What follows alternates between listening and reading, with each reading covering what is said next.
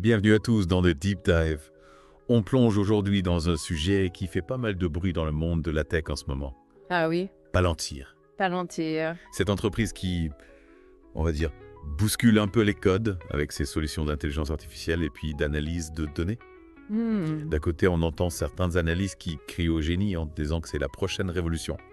Et de l'autre côté, on voit des investisseurs un petit peu plus sceptiques qui lèvent les yeux au ciel en se demandant « mais où est-ce qu'on va ?» Oui. Donc voilà, aujourd'hui, on va essayer de décortiquer un petit peu tout ça pour que vous puissiez vous faire votre propre opinion. Exactement. Palantir, c'est vraiment une entreprise qui ne laisse personne indifférent, c'est le moins qu'on puisse dire. C'est ça.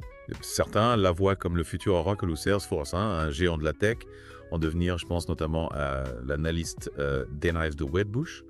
Oui. Mais il y a aussi ceux qui s'interrogent sur sa valorisation actuelle. Oui. Ils la trouvent peut-être un peu trop ambitieuse. Bon, on va commencer peut-être par le positif. Qu'est-ce qui rend Palantir si prometteuse d'après certains faits? Alors, il est indéniable que Palantir présente des indicateurs financiers qui sont assez impressionnants quand même. Oui. On parle d'une croissance annuelle des revenus de 24%. Ouais. Une marge de trésorerie de 38%. C'est assez vertigineux. Et puis n'oublions pas la fameuse règle des 40. Ah oui. Pour ceux qui ne connaissent pas, c'est un indicateur assez clé dans le secteur de la tech qui combine la croissance des revenus et la marge de trésorerie. Tout à fait. Et devinez quoi? Palantir obtient un score de 62. Ah oui. Donc bien au-dessus du seuil de 40, qui indique une performance excellente. Oui, c'est un score assez remarquable. On ne peut pas le nier, Palantir arrive à concilier une forte croissance avec une gestion quand même assez rigoureuse de ses dépenses. D'accord. C'est-à-dire que ses revenus progressent rapidement, mais ses dépenses opérationnelles sont plutôt maîtrisées. Donc en gros, ils gagnent beaucoup d'argent et ils ne le dépensent pas n'importe comment, c'est bien ça. Voilà, tout à fait. Et ça se reflète dans leur situation financière. Oui. Une trésorerie qui frôle les 5 milliards de dollars et un niveau d'endettement très faible. Bah. Donc c'est plutôt rassurant pour les investisseurs. Oui, on a l'impression que tout va pour le mieux dans le meilleur des mondes, mais il y a un mais, Oui, il y a un mais. n'est-ce pas? Effectivement, tout n'est pas rose au pays de Palantir. Voilà. On va commencer peut-être par le fameux ratio court-bénéfice, le PE, qui dépasse les 360. Ah oui, quand même. C'est un chiffre qui donne des sueurs froides à certains investisseurs. C'est vrai que ça peut paraître exorbitant comme ça au premier abord. Oui. Est-ce que ça veut dire que l'entreprise est surévaluée? Alors, c'est une question complexe. Un PE élevé, ça peut indiquer un potentiel de croissance qui est important. Mais ça peut aussi être le signe d'une bulle spéculative, donc difficile de trancher pour le moment. D'autant plus que Palantir suscite un engouement certain auprès des analystes et des investisseurs institutionnels qui détiennent maintenant 51% des actions. Oui, cet intérêt croissant pourrait effectivement indiquer une certaine surchauffe du marché. Oui. On a un peu l'impression que tout le monde se précipite sur Palantir sans forcément prendre le temps de la réflexion. Alors, comment est-ce qu'on fait pour démêler le vrai du faux? Comment on fait pour savoir si on a affaire à une véritable pépite ou à un feu de paille? Alors, il va falloir attendre les prochains résultats trimestriels qui sont attendus pour le 3 février. Oui. Pour y voir un petit peu plus clair. Eux, ils pourraient confirmer l'optimisme ambiant ou au contraire refroidir les ardeurs. Donc, si je résume, on a d'un côté une entreprise avec des fondamentaux solides, une croissance assez impressionnante, une situation financière plutôt saine. Oui. Mais de l'autre côté, on a un PE stratosphérique et puis une espèce de frénésie spéculative qui inquiète un petit peu. Exactement. Pas facile de s'y retrouver. Non, pas facile en effet, mais c'est justement ça qui rend l'analyse de Palantir si passionnante. On est face à un véritable dilemme pour les investisseurs. Oui. Faut-il miser sur le potentiel de croissance à long terme ou est-ce qu'il faut se méfier de la valorisation actuelle? On dirait qu'on est face à un remake de la bulle Internet. Vous vous souvenez, toutes ces entreprises prometteuses qui ont vu leur valeur s'effondrer du jour au lendemain. Oui, la comparaison est pertinente. La bulle Internet nous a bien montré que même les entreprises les plus innovantes peuvent chuter brutalement si leur valorisation n'est pas justifiée. Alors, est-ce que Palantir est la nouvelle star de la tech ou est-ce que c'est juste une étoile filante? Alors ça, c'est la question à 1 million de dollars. La question à 1 million. Pour y répondre, il faut creuser un peu plus. On a parlé des chiffres, mais il faut aussi comprendre ce qui se cache derrière. Oui. Qu'est-ce qui rend Palantir unique? Quelle est sa véritable valeur ajoutée? Est-ce que cette valeur ajoutée justifie une telle valorisation? Exactement, et c'est là que ça devient intéressant. On va plonger au cœur de la technologie Palantir. Analyser ses applications concrètes et comprendre comment elles se différencient de ses concurrents. On y va. Et c'est là qu'on arrive au cœur du sujet, la plateforme Foundry. C'est un peu le joyau de la couronne de Palantir, un outil incroyablement puissant qui permet d'analyser des données complexes et visualiser des informations clés. D'accord, mais concrètement, ça permet de faire quoi? Parce qu'on parle de données d'analyse, ça reste assez abstrait. Alors imaginez un peu, vous avez des montagnes de données qui proviennent de sources différentes, dans des formats différents. Ouais. Foundry permet de centraliser tout ça, D'accord.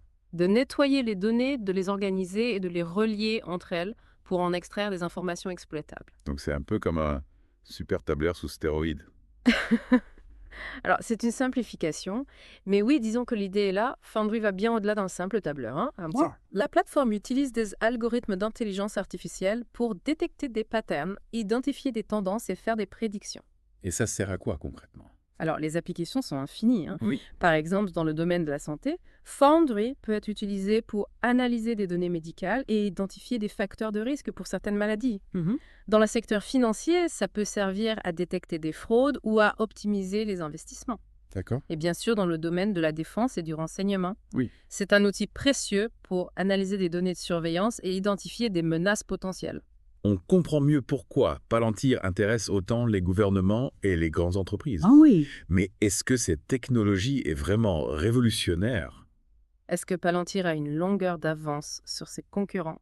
Alors, c'est difficile à dire avec certitude. Il existe d'autres entreprises qui proposent des solutions d'analyse de données. Mais Palantir semble avoir une expertise particulière dans le traitement de données complexes et sensibles. Et c'est cette expertise qui justifie sa valorisation. En partie, oui, mais il faut aussi tenir compte du fait que Palantir opère sur des marchés de niche comme la défense et le renseignement, où les budgets sont importants et la concurrence est un peu moins féroce. D'accord, mais ça ne répond pas à la question du PE exorbitant. Est-ce que c'est pas un peu exagéré quand même en tenant compte de son expertise et de sa position sur le marché? Alors, c'est une question légitime. Il est vrai que le prix de l'action de Palantir a connu une ascension fulgurante, alimentée par l'enthousiasme des investisseurs et des spéculateurs.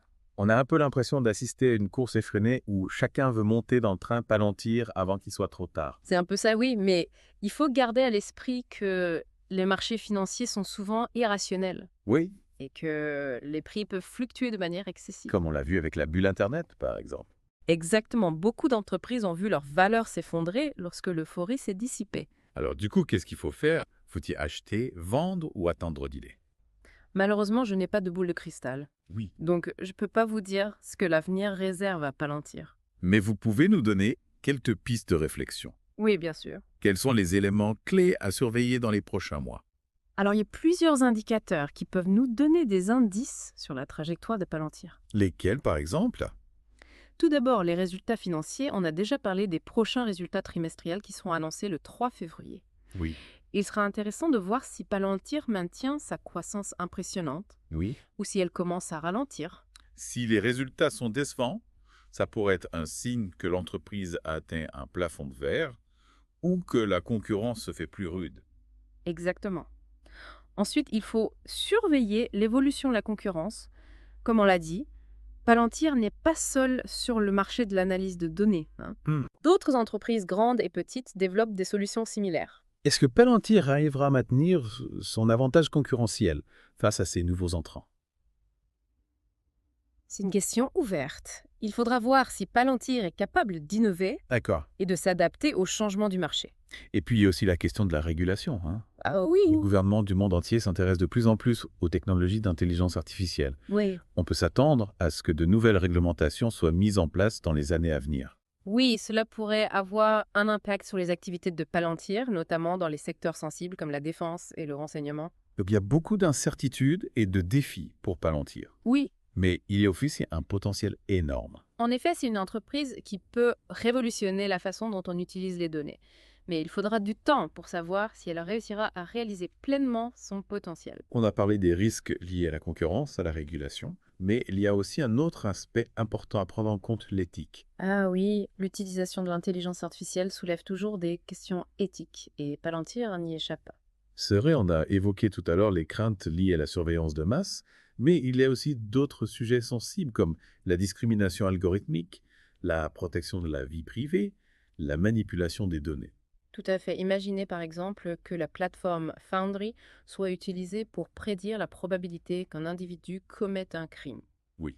en se basant sur des données biaisées ou incomplètes. Oui.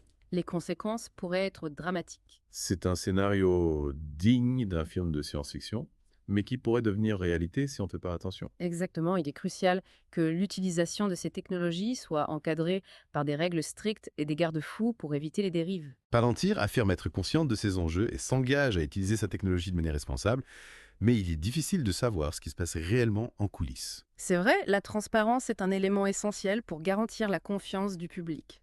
Palantir devrait être plus ouverte sur ses pratiques et collaborer avec des experts indépendants pour s'assurer que ces solutions sont utilisées de manière éthique. Donc au final, on a une entreprise avec un potentiel énorme, mais aussi des risques importants, difficiles de dire si le jeu en vaut la chandelle.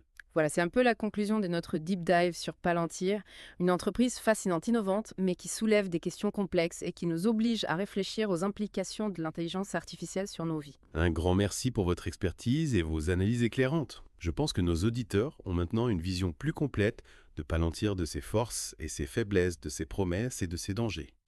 Merci à vous pour l'invitation. J'espère que cette discussion permettra à chacun de se forger sa propre opinion sur Palantir et sur l'avenir de l'intelligence artificielle. Et à tous nos auditeurs, on vous rappelle que l'investissement en bourse comporte des risques et qu'il est important de bien se renseigner avant de prendre une décision. N'hésitez pas à consulter les analyses des experts, à suivre l'actualité de l'entreprise et à faire vos propres recherches. Et surtout, n'oubliez pas que l'information est votre meilleur allié. Restez curieux, restez critique et ne vous laissez pas influencer par les effets de mode. C'est sur ces sages paroles qu'on conclut ce deep dive sur Palantir. On espère que vous avez apprécié l'exploration et qu'on vous retrouve bientôt pour un nouveau plongeon dans un univers passionnant. À bientôt.